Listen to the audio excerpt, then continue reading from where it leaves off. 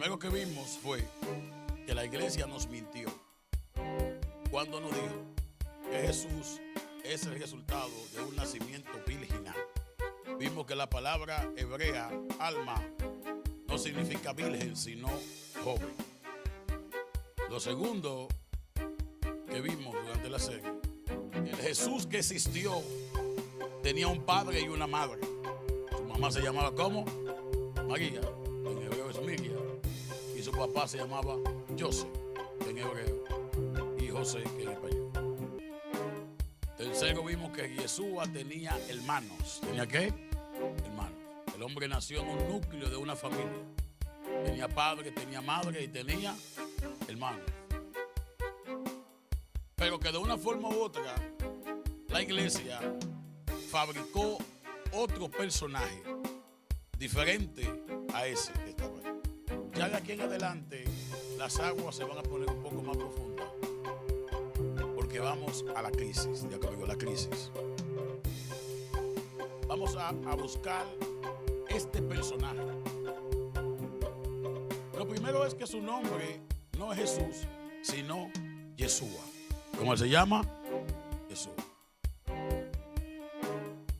Casi nunca los nombres se traducen de un idioma a otro, sino que los nombres pasan igual. No sé a quién se le ocurrió la magnífica idea de que el nombre del Salvador se tradujera. Han habido tantas mentiras dentro del núcleo de la iglesia que hasta el nombre de Dios que tienen es falso. ¿Cómo es el nombre de Dios que tienen? Entonces, ni el Padre se llama Jehová, ni el Hijo se llama Jesús. El nombre Jehová es una idealización del confesor del Papa León X, llamado Peter Galatín, en el año 1512. No es lo mismo Cristo, que es un concepto griego. La palabra Cristo es griega. Le decían Cristo a los que trabajaban moliendo aceite de oliva. Cuando usted bajaba de ese lugar embarrado de aceite, a eso le llamaban Cristo, los untados de aceite.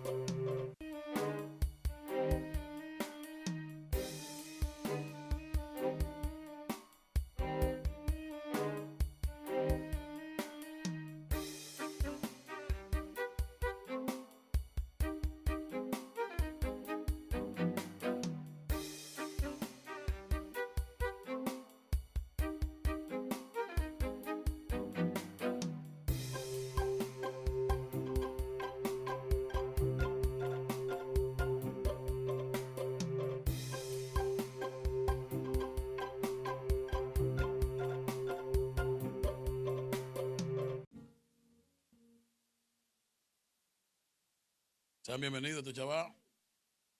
Esta semana el chaval sea un chaval de alegría, de gozo y de bendición. La gente, pues, maestro, está votando. Eso tiene que votarse obligado. No me compras ropa, Diana. Ya estamos en celebración. Bien, todavía me estoy recuperando ese cumpleaños. Con los taxis quizás me recupere. Esa es la suerte, que hombre sea el que los taxis. Bien. Está como atrasado. Hoy vamos a hablar del Jesús histórico. Esta es la parte 5. ¿Cuál es la parte de hoy? Hoy es la parte de la crisis.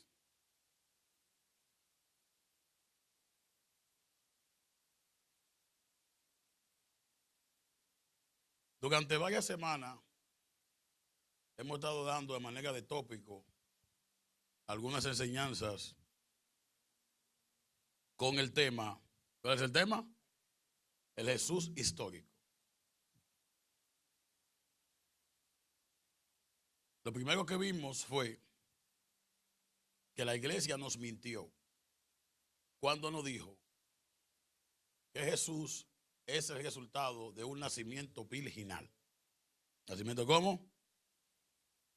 vimos que la palabra hebrea, alma, no significa virgen, sino joven. Lo segundo que vimos durante la serie es que el Jesús que existió tenía un padre y una madre. Su mamá se llamaba ¿cómo? María, que en hebreo es Miriam, y su papá se llamaba José, que en hebreo, y José, que en español. Tercero, vimos que Yeshua tenía hermanos. ¿Tenía qué? Hermanos. El hombre nació en un núcleo de una familia. Tenía padre, tenía madre y tenía hermanos. Pero que de una forma u otra, la iglesia fabricó otro personaje diferente a ese que estaba ahí. Ya de aquí en adelante, las aguas se van a poner un poco más profundas, porque vamos a la crisis. Ya conmigo, la crisis. Vamos a buscar este personaje. Lo primero es que su nombre no es Jesús, sino Yeshua. ¿Cómo se llama? Yeshua. Casi nunca los nombres se traducen de un idioma a otro, sino que los nombres pasan igual. No sé a quién se le ocurrió la magnífica idea de que el nombre del Salvador se tradujera. Han habido tantas mentiras dentro del núcleo de la iglesia que hasta el nombre de Dios que tienen es falso. ¿Cómo es el nombre de Dios que tienen? Entonces, ni el Padre se llama Jehová, ni el Hijo se llama Jesús. El nombre Jehová es una idealización del confesor del Papa León X, llamado Peter Galatín, en el año 1512. No es lo mismo Cristo, que es un concepto griego. La palabra Cristo es griega. Le decían Cristo a los que trabajaban moliendo aceite de oliva. Cuando usted bajaba de ese lugar, embarrado de aceite, a eso le llamaban Cristo, los untados de aceite.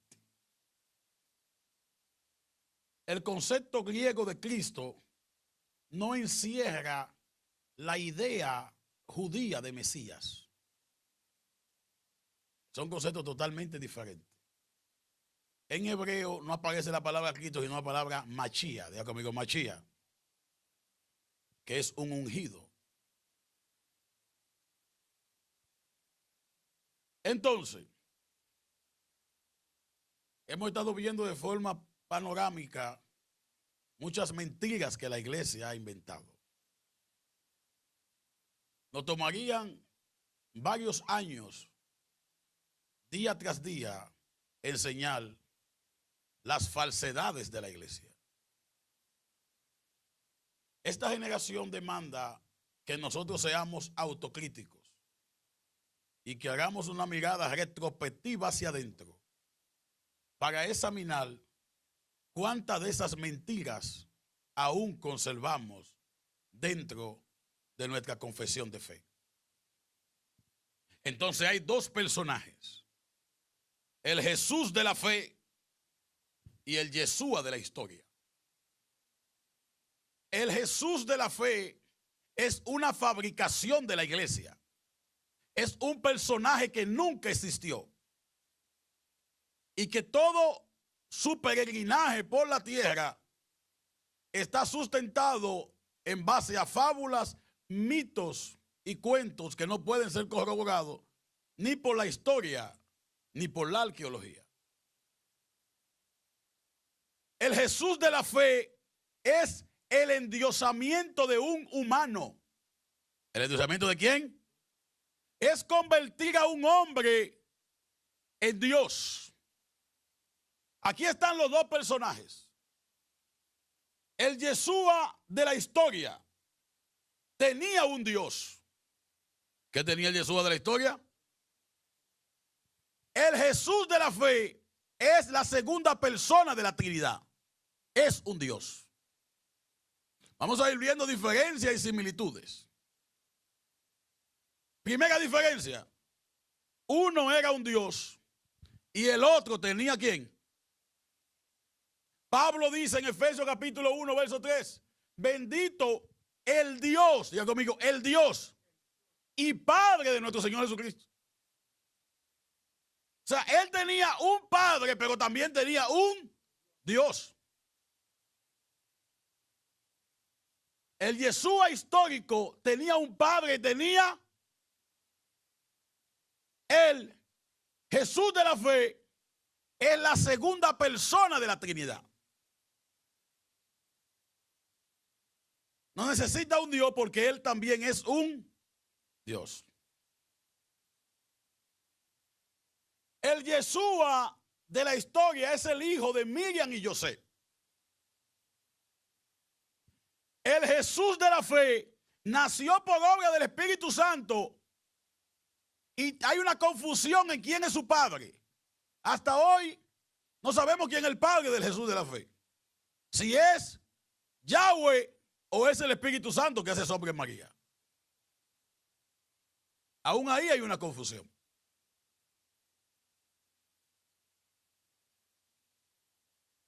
La idea de hijo y eterno no concuerdan.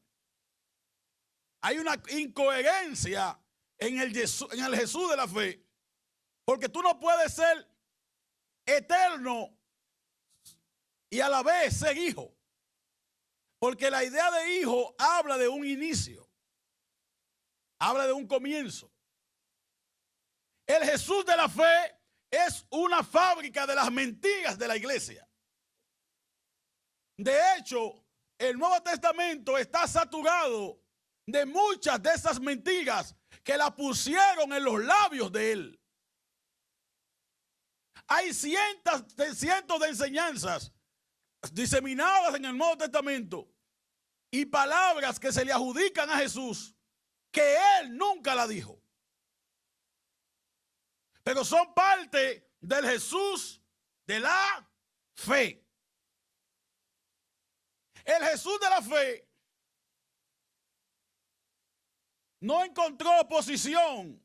En nombre de este Jesús, la iglesia mató a todos los profesionales de muchas generaciones. Por medio de la cruzada y la Santa Inquisición, en nombre del Jesús de la fe, la iglesia asesinó a todo el que tenía discrepancia con los dogmas de la iglesia. O sea que en nombre del Jesús de la fe, probablemente se hayan asesinado más personas que en ningún otro nombre sobre la faz de la tierra. El Jesús de la fe ha permitido y validado todas las violaciones de los sacerdotes. En base a esta fabricación teológica, los concilios de Nicea y de Éfeso fabricaron al Jesús de la fe. Uno es el producto de los concilios, otro fue el personaje que existió. Nosotros nos acercamos a Dios por medio de una fantasía ilusoria que la iglesia construyó. Y que ha llegado el tiempo cuando ya el mismo ciclo de la vida ha ido derrumbando todas las mentiras que esa iglesia construyó. Alrededor de la figura de ese Jesús de la fe, la iglesia construyó dos teorías más. Mientras que el Jesús de la historia, el Yeshua histórico, dijo: los justos heredarán la tierra. ¿Qué pasará con los justos? ¿Qué pasará con los justos? El Jesús de la fe diseñó un sistema por medio de la iglesia de que todo el que no crea en él va a ir perpetuamente a un infierno y los que crean en él vivirán eternamente en un cielo. Tanto el cielo como el infierno que el cristianismo ha vendido son el resultado de una fabricación teológica. En el año 325, debido a un cisma que hubo dentro de la iglesia, un conflicto, porque algunos pensaban que Jesús era un humano, pero otros pensaban que no, que él era divino, que él era la segunda persona de algo que se llamaría Trinidad. El emperador se había convertido al cristianismo en el año 312, el emperador Constantino, y en el 313 dictó el edicto de tolerancia de la fe. Para el 325 hace una reunión con la mayoría de teólogos de Occidente y Oriente, porque había alguien llamado Arios que no creía que Jesús era Dios. Pero había alguien representado, otro grupo, que era un diácono llamado Atanasio, que sí creía que era Dios. Nosotros hoy creemos que ese humano era un Dios, porque de esta guerra que hubo, ganó Atanasio. Y lo que continuó hasta el día de hoy fue los principios que Atanasio defendió. Entonces el grupo ganador se tomó la libertad de sacar todo el material que había del grupo perdedor.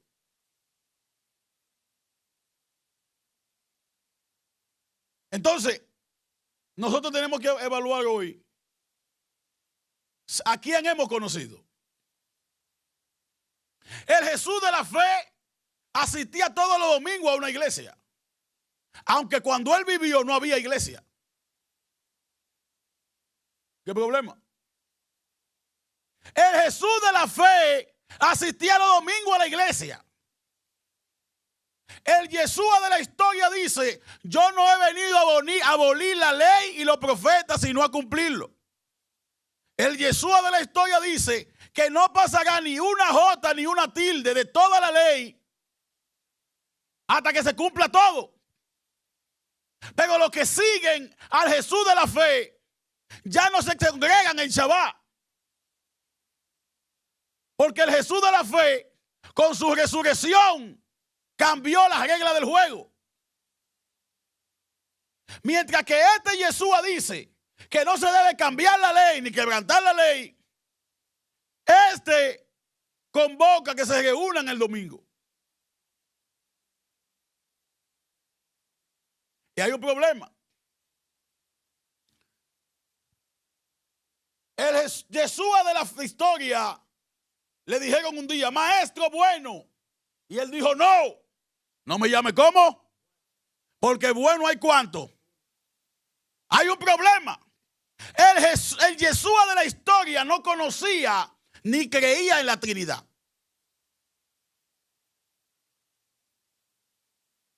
¿No conocía ni creía en qué?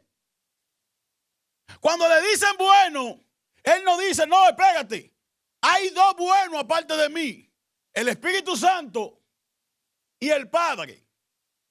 Él dice: no me llame bueno, porque bueno hay cuánto.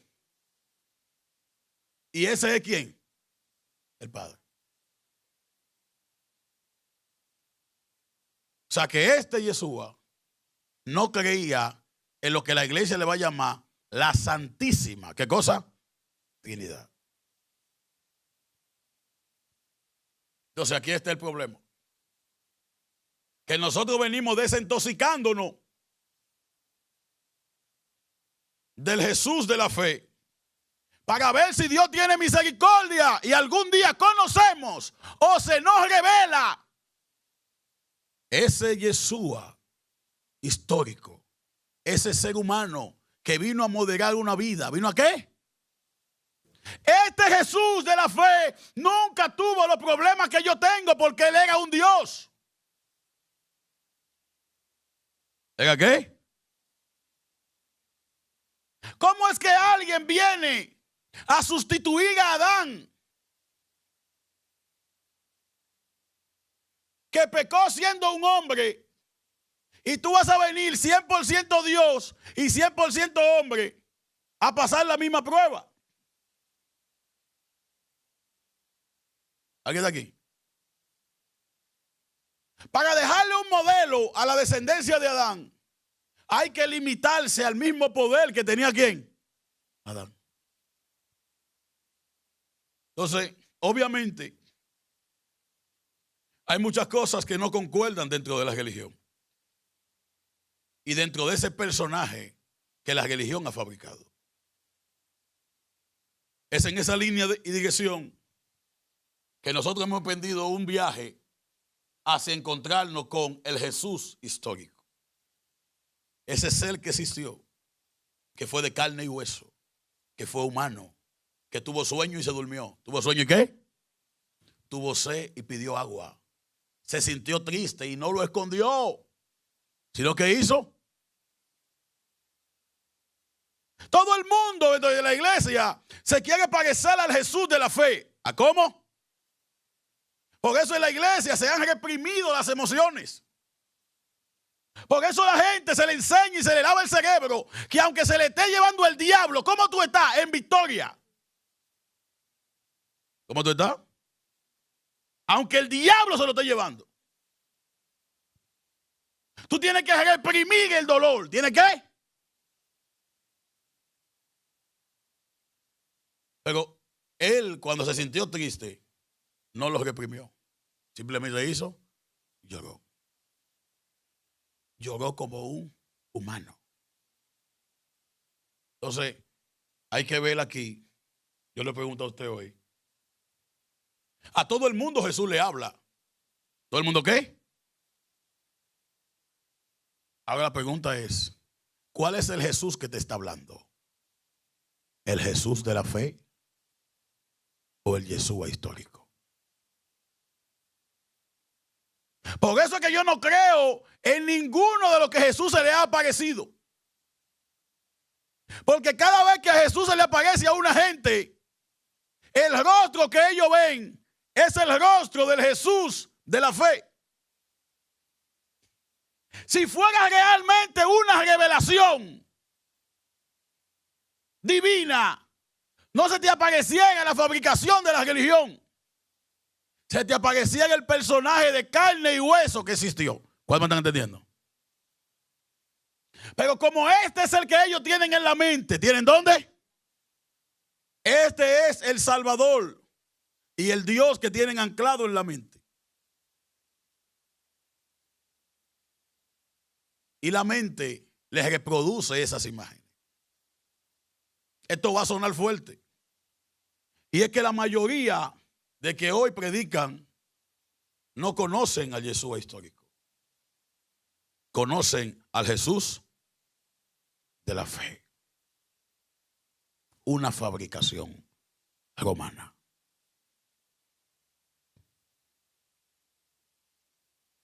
Los que lo fabricaron mataron miles de personas en las cruzadas. Los que los fabricaron quemaron sinagogas llenas de judíos. En ningún otro nombre se ha hecho tanto daño como en el nombre de él. Y pareciera ser que él validó toda esa conducta.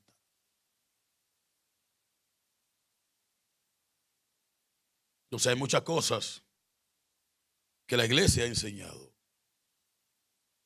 Hay una iglesia enferma que todavía está enseñando un celibato.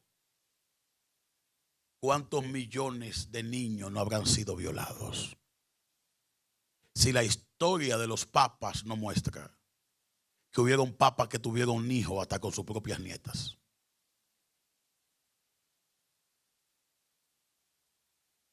¿Y qué ha hecho la iglesia? Esconderse en la falsedad. ¿Quién me dice a mí que Jesús valida la conducta? El mismo que lo fabricó. Es un invento, es una fabricación. Que hoy Dios nos da la oportunidad de nosotros empezar a buscar algo que es donde nadie puede engañarnos. Tenemos que transicionar, digo conmigo, transicionar de la construcción de la fe al personaje real que existe. ¿Cuál es el propósito de la enseñanza? Limpiar la mente. ¿Cuál es el propósito de la enseñanza? Y una vez que tu mente esté limpia, tú podrás estar capacitado para que el Dios de Israel se te revele sin los espejismos que te han creado en la mente y los mapas mentales de la religión. Santa Inquisición, las cruzadas, en busca del Santo Grial. ¿Cuánto daño no se ha hecho? Todo eso por una fabricación.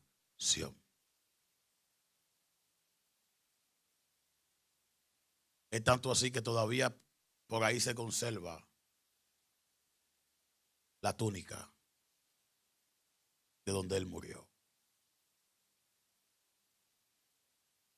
La supuesta túnica que tiene su sangre.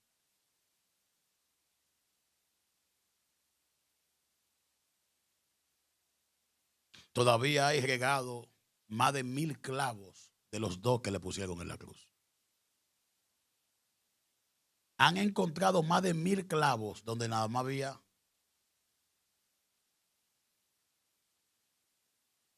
Y ni siquiera la forma como la iglesia lo ha presentado es la verdadera. Porque ni los romanos ni los judíos crucificaban así.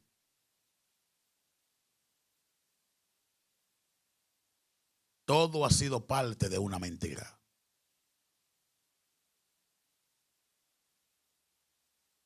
Entonces, ¿qué quiere hacer la gente? Maestro, esto me trae dolor de cabeza. ¿Cuánto le duele la cabeza aquí? Trae dolor de cabeza porque he estado en un barco lleno de mentiras. Ahora tú tienes la oportunidad de acercarte a Dios como Jesús, no el de la fe, sino el de la historia lo hacía. Cuando él se quería acercar a Dios, ¿sabe dónde iba? ¿Al templo? ¡No! Eso fue lo que la iglesia te enseñó.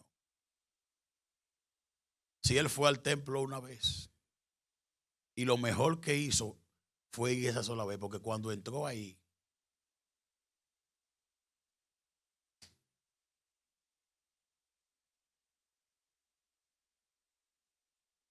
cuando Jesús entró en el templo, lo que encontró fue un lugar contaminado. ¿Lugar cómo?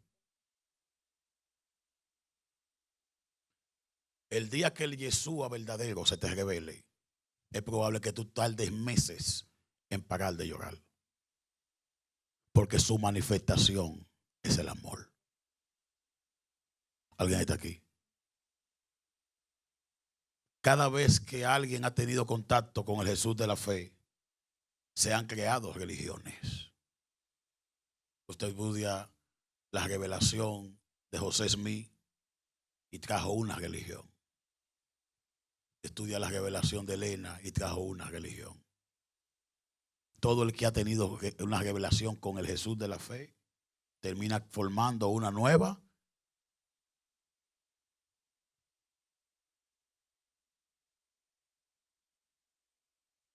La simple imagen del personaje que existió es la transmisión de amor. Por eso Juan va a decir que el que no ama no ha conocido a Dios. Porque la esencia de Dios es el amor. ¿Cuál es la esencia de Dios? Porque Él se dio en la cruz por amor, no por compromiso. La esencia de todo es Él, y eso es lo que ha perdido la iglesia, ese afecto. Porque en el afán de aparentar ser espirituales, ¿de aparentar qué? Todo el mundo entra al templo con una máscara.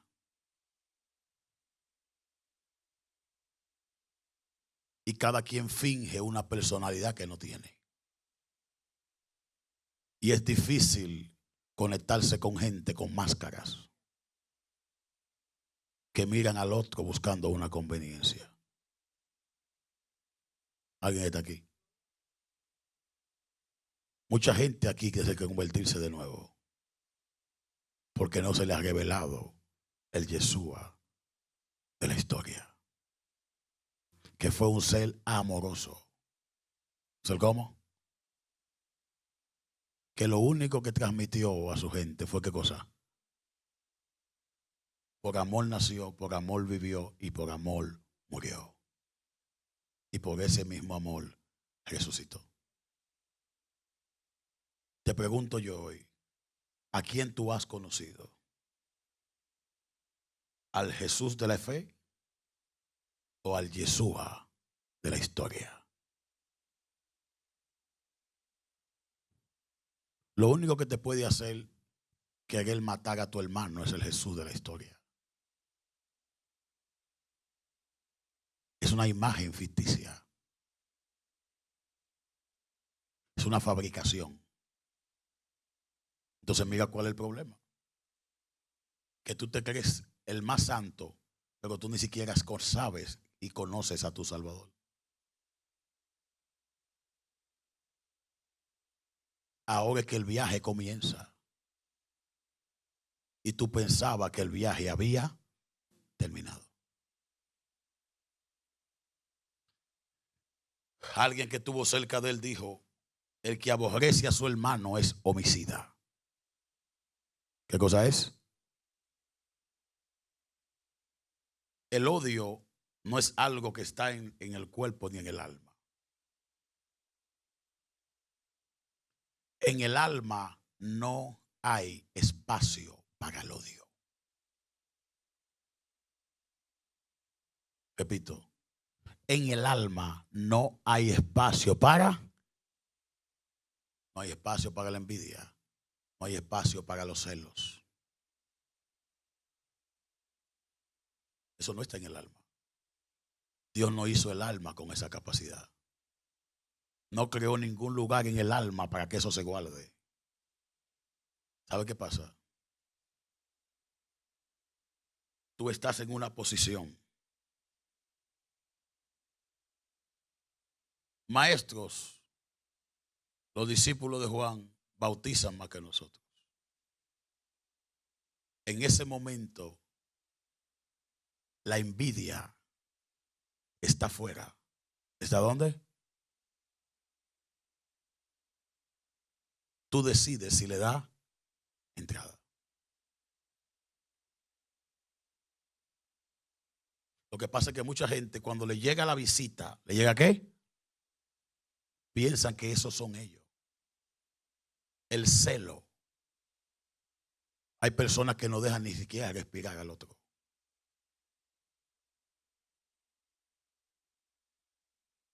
Porque han creado apegos enfermizos. ¿Apego cómo? Y el mundo no es una jaula. Porque si hasta Dios nos dio libertad, ¿quiénes somos nosotros para privar a alguien de la misma? Entonces hay muchas manifestaciones. ¿Muchas qué? Que este ser que nos dejó un modelo no practicó. Tenemos que volver a los hábitos de Jesús. ¿A qué tenemos que volver? Su mañana empezaban en oración. ¿Cómo empezaban su mañana? Ahora tú tienes tanto conocimiento que no puedes buscar a Dios en oración. En el mundo estaba y el mundo por él fue, pero el mundo no lee. El que se limitó a ser un hombre y conocía todo, la Biblia dice que él conocía a todos los hombres, se levantaba de mañana y aseguraba todo en medio de la oración. Maestro, todo se me está poniendo mal, entonces yo oro. No, tienes que crear el hábito de orar. Tienes que habituarte a orar. No es buscar en la oración un 911. La gente tiene la oración como un 911. Y nada más oran cuando viene el peligro, cuando viene el mal, cuando ya están en el horno de fuego. Pero él no oraba por eso. Fíjese que le van dando latigazos en el camino y él no está orando para que Dios lo libre. ¿No está qué? Hay cosas que usted tiene que atravesar en la vida que simplemente la tiene que atravesar. Está la enseñanza. ¿Está qué? Diga conmigo, primer hábito, la oración. El Jesús histórico fue un hombre de qué? No lo escuché. ¿Qué fue Jesús histórico? Un hombre de. Número 2. Nunca pagó mal por mal. ¿Nunca qué? Nosotros no nos parecemos a él. Porque todo el mundo tiene a un Jesús justiciero que va a matar a todo el que le haga mal a usted porque usted se le ha ungido. Yo hablaba con alguien ayer que me dijo, necesito el perdón. Lo que le pasa, hermana, es que yo discutí con mi jefe y al otro día él murió. Dios lo mató por mí. Digo, bendiciones. Y la bloqueé, pues no sé, que Dios me mate. ¿Quién va a hablar con una gente? ¿Quién va a hablar con una gente que Dios está matando gente? Va y yo digo algo que no le guste. Digo, bendiciones. Rápido, rápido. Bloqueado. No sea que diga algo que no te agrade y tu Dios me mate. Jesús llega con unos discípulos a un lugar y no los reciben. ¿Qué pasó con ellos? ¿No lo qué? Ellos se enojaron. No, óyeme. Vamos acá para que caiga. Vamos acá para qué. Hay gente orando para que el diablo te lleve. Oiga esto, escuche, listen. Hay gente orando para que te vaya mal. Bendigo a todo el que ora para que me vaya mal. Porque cada maldición es una bendición. ¿Alguien dice amén a eso? ¿Alguien dice amén a eso? Cuando él sale, le dice, ¿de qué espíritu son ustedes?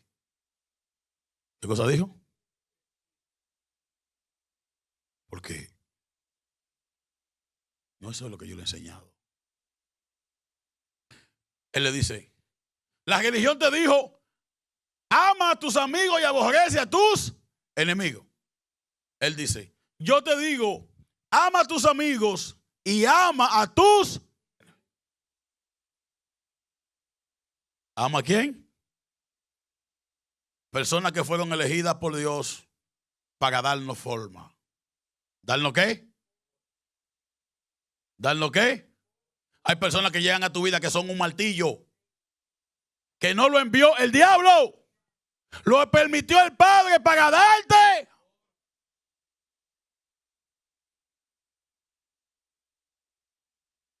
Entonces, a veces la gente desde que lo van a formar, ¿sabe qué hacen? Se cambian. Por eso usted ve a la gente que han dado 300 iglesias. Y estoy aquí, estoy allí, estoy aquí, estoy allí, estoy aquí, estoy allí. Por eso desde que alguien me dice, Dios me trajo, yo digo, hey, come on. Visita eterna. El único que me dijo a mí aquí que Dios lo trajo, le dije, tú siempre vas a hacer visita. Porque yo no creo en esa gente. Son más malos que el diablo. Son la reencarnación de Lucifer. Cuando alguien te diga que Dios lo trajo a su vida, sácalo pero rápido. Y cambia la llave de tu casa. No vaya a hacer cosas. Él mandó que se ame a los enemigos. ¿A quién mandó que se ame?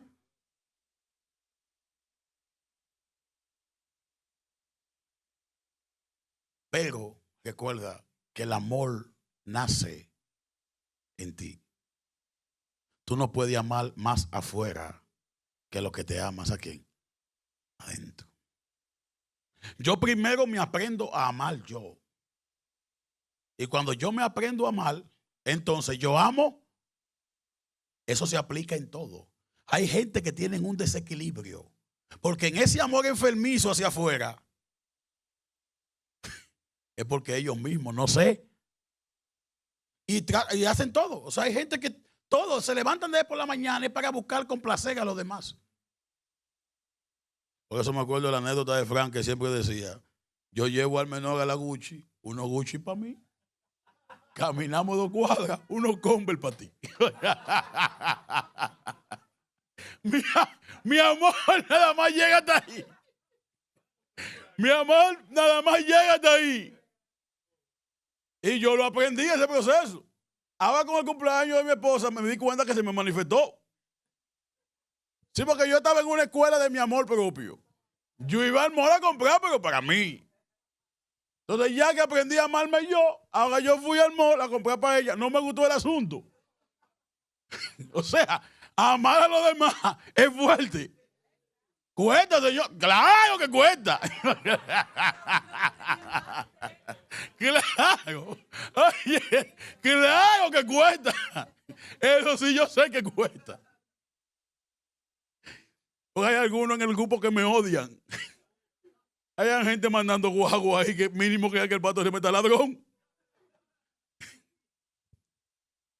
El amor tiene que haber un equilibrio. ¿Tiene que haber qué? Si hay algo que Jesús nos dejó como modelo fue amar con equilibrio. ¿Amar cómo? Vamos aquí. ¿Amar cómo? Tú tienes que aprender a amarte tú y luego amas al... Pero tienes que amarte tú. El amor la inicia ¿dónde? Adentro. Entonces, ¿qué ha enseñado la iglesia? Hay personas que el día que hacen algo por su familia se sienten mal. Porque ellos tienen que amar más al día que al de adentro.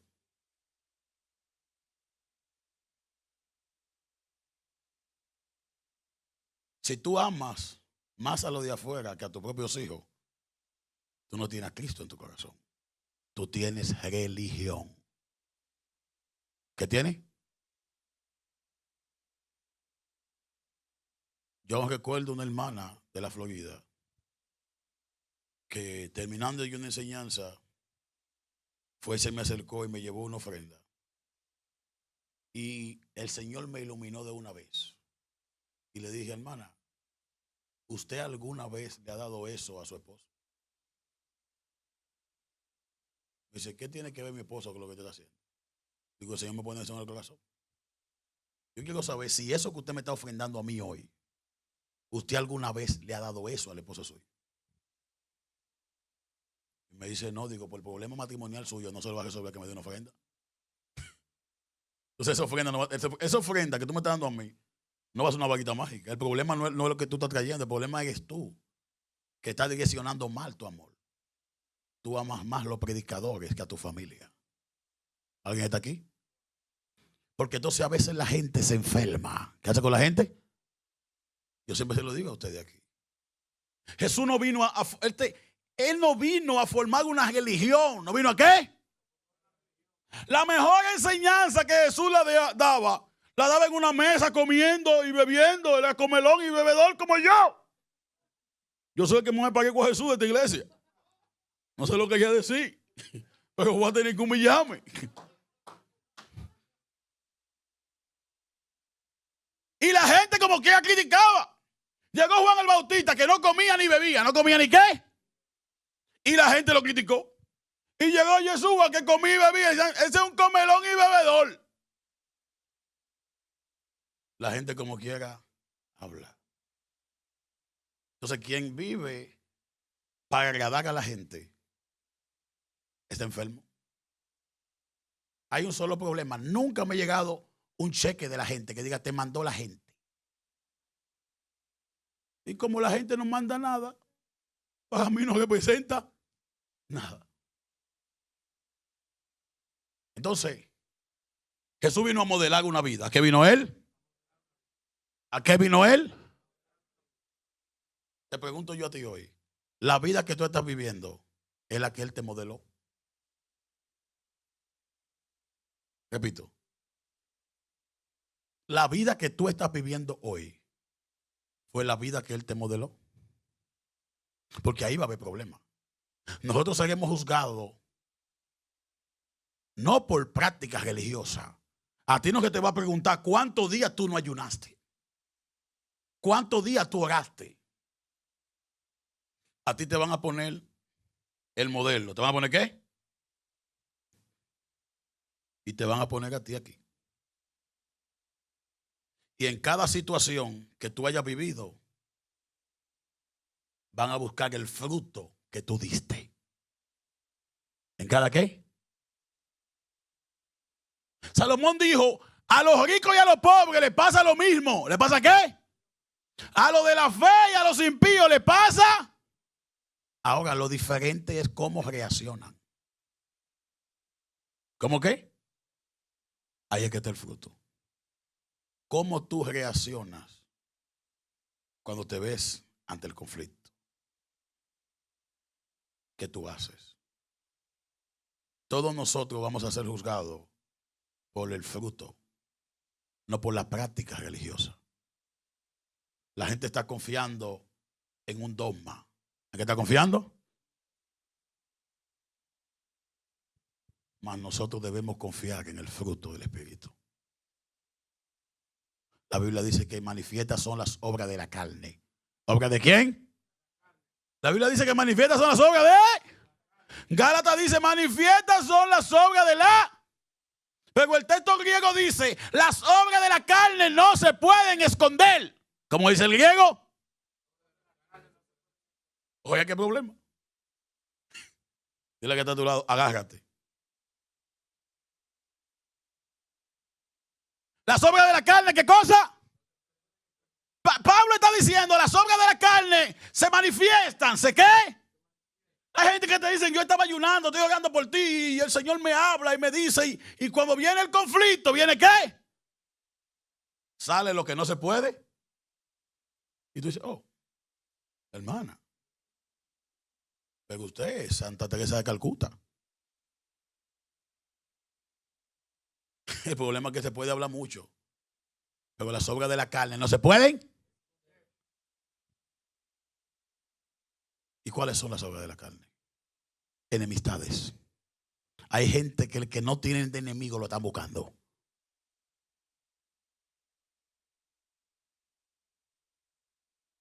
Donde yo me convertí, la presidenta de damas y la vice eran enemigas.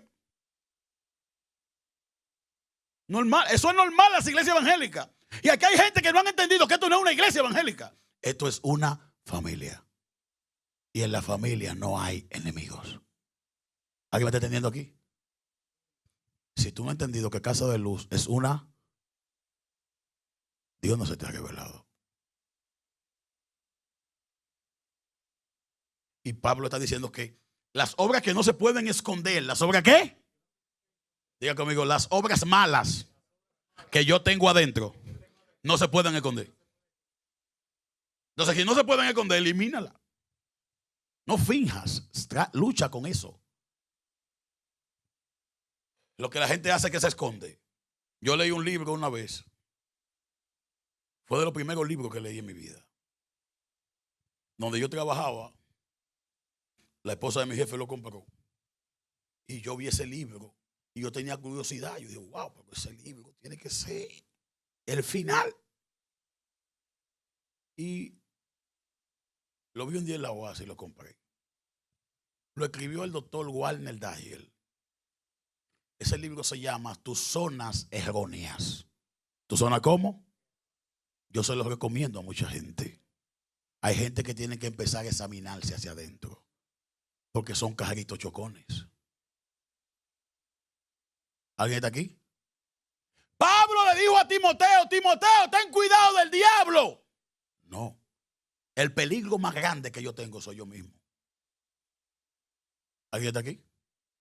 Pablo le dijo, ten cuidado de ti. El problema es que muchos de nosotros confiamos demasiado. ¿En quién? En nosotros mismos. José salió corriendo porque él no confiaba en sí mismo.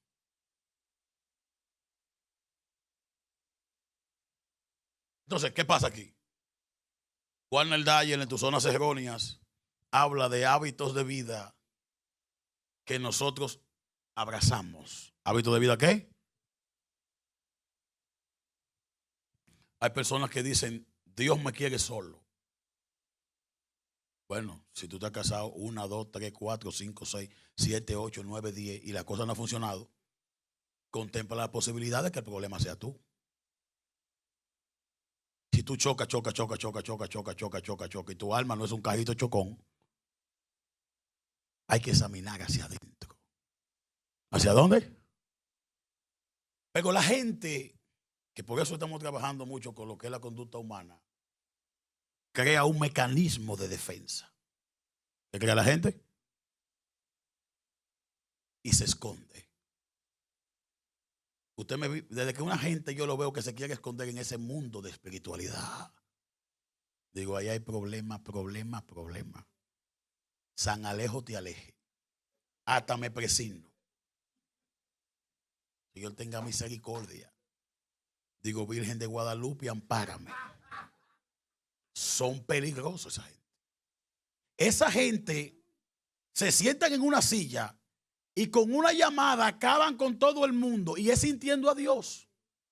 Ellos hablan mal de ti sintiendo a Dios y Dios ministrando de la vida de otros, pero su corazón está podrido. ¿Su corazón está cómo? Engañoso es el corazón más que todas las cosas. Si tú el día que tú te levantes y veas muchos defectos en los demás, di bueno, tengo muchos problemas porque los problemas están adentro y los quiero ver afuera. El mensaje de Jesús es un mensaje diferente. ¿Un mensaje cómo? ¿Es un mensaje cómo? Lo que me gustaba de Jesús es que él no vivía de apariencia. Y eso fue lo que la religión le enseñó a la gente. No a que no peque, sino que aprenda a pecar. Oye, el problema. Sí. No, porque tú tienes que aprender a pecar.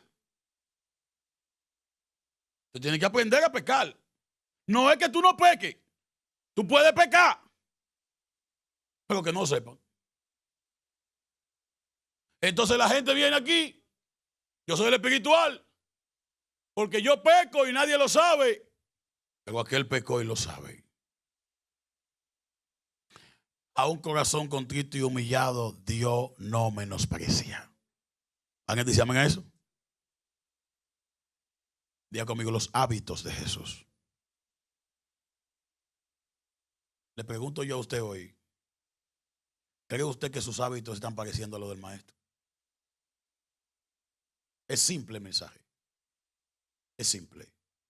¿Cree usted que los hábitos que usted tiene hoy se parecen a los del maestro?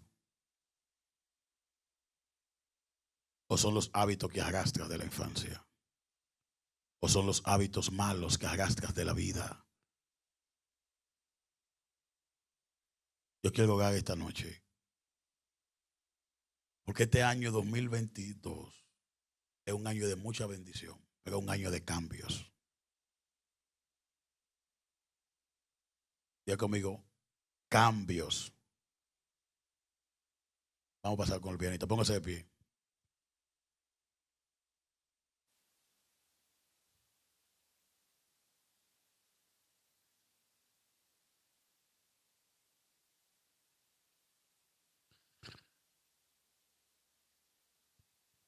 Oramos a Dios.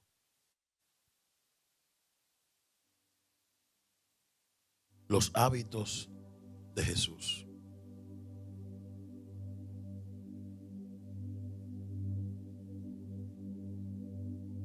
Dios me habló de que hay mucha gente que Dios le va a empezar a dar muchos sueños aquí.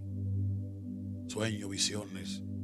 Va a haber una manifestación profética muy fuerte. Pero me dijo, crea mis hábitos en el pueblo.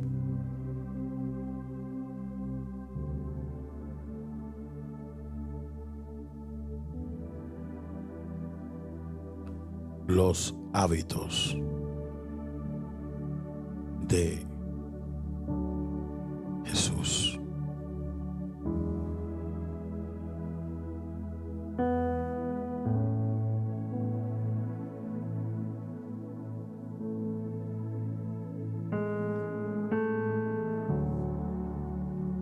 Atrévete a levantar tus manos hoy. ¿Quién es aquel que puede escudriñarse hacia adentro? ¿Quién es aquel que puede decirle: yo necesito parecerme a ti? Yo quiero abrir el altar hoy. Aquí vamos a entrar en un mover de Dios muy lindo en la iglesia. Yo bendigo toda la gente de Filadelfia, de Pensilvania, de Boston, todas esas personas que Dios está moviendo de diferentes lugares.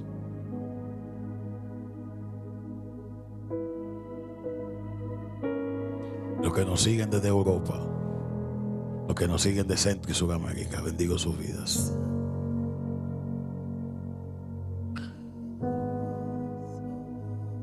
Pero hoy yo quiero orar por personas que dicen: yo necesito conocer a ese Jesús de la historia.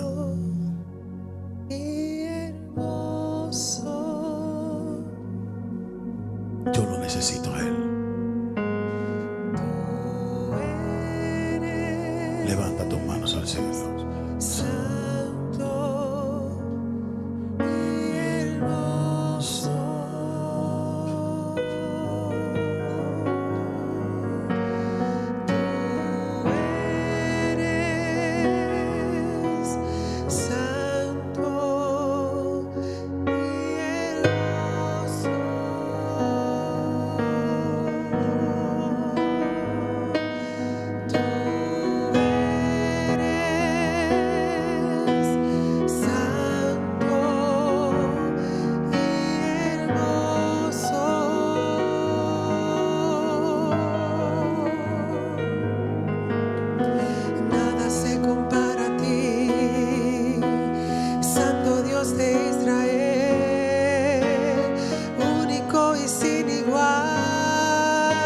Más alto que todos los dioses, nada se compara a ti.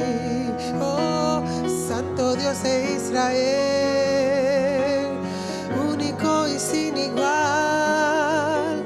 Más alto que todos los dioses, nada se compara a ti.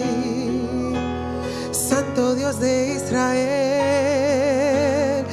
único y sin igual. Más alto,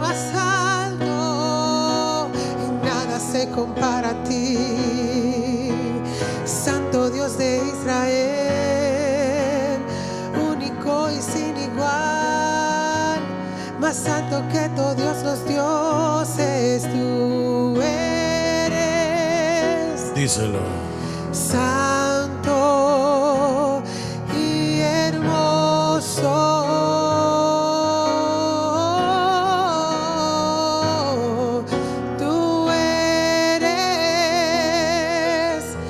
Santo y hermoso, tú eres Dios, tú eres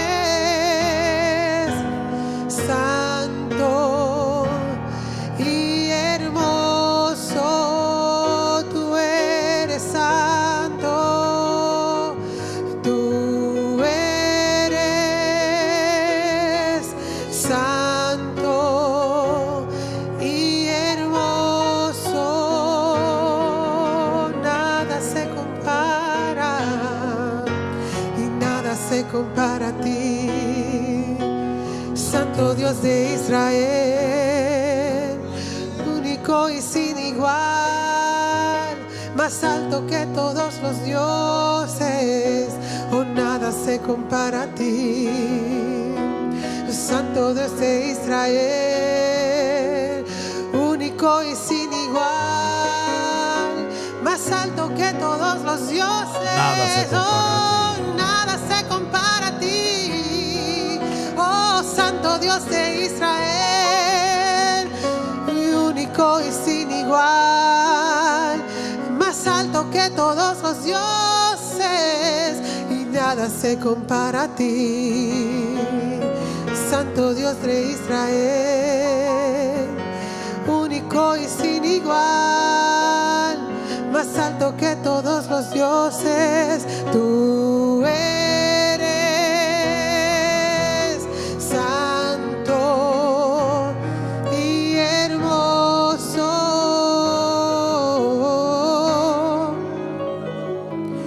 Tú eres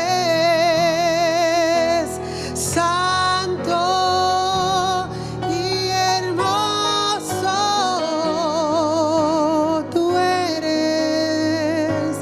Tú eres santo y hermoso. Tú eres, Padre, tú en el nombre de eres. Jesús. Gracias, Señor. Levanta la mano. Tú eres, Señor, Maestro.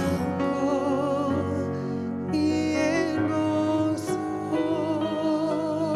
Dile, Maestro, enséñame y seré libre. Nada se compara a ti, Guíame y iré en Santo pos de Dios ti. de Israel. Ilumina mi mente. Tú que eres el Dios soberano. Oh, nada se compara a ti. Oh, En el nombre de Jesús. Que el Dios de Israel bendiga tu vida. Que el Dios de Israel te ayude a descubrir los malos hábitos que hay que cambiar. nada se compara a ti. Y que el Dios de Israel manifieste su luz por medio de ti. En el nombre de Jesús. ¿Alguien dice amén? Más alto que Oramos por las todos ofrendas, los Padre. Oramos por las ofrendas. dioses. Oramos por los Nada diezmos en se este Shabbat. compara a ti. Señor, bendiga.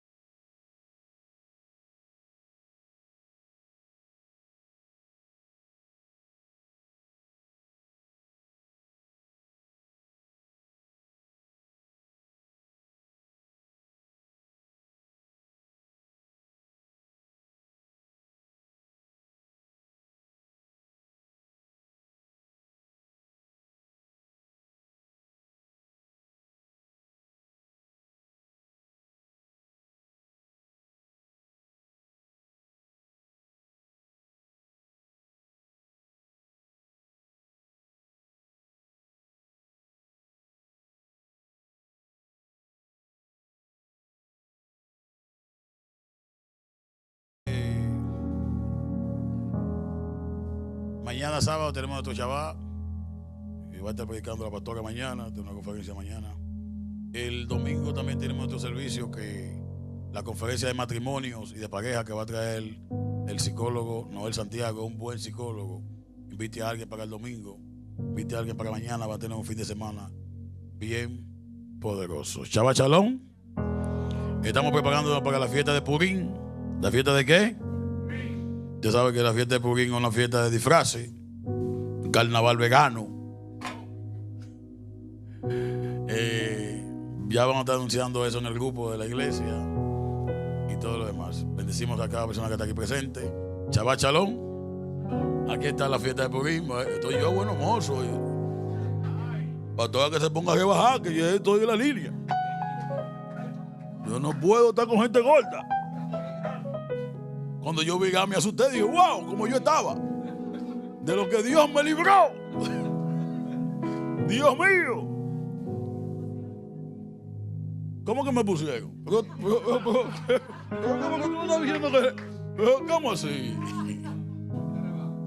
Tú no es que le estoy dando consejo a Nelson, que se baje también. Yo voy a ser consejero ahora. Beban agua. Bien, Shabbat Shalom. Nos vemos mañana en el Shabbat. Bendiciones.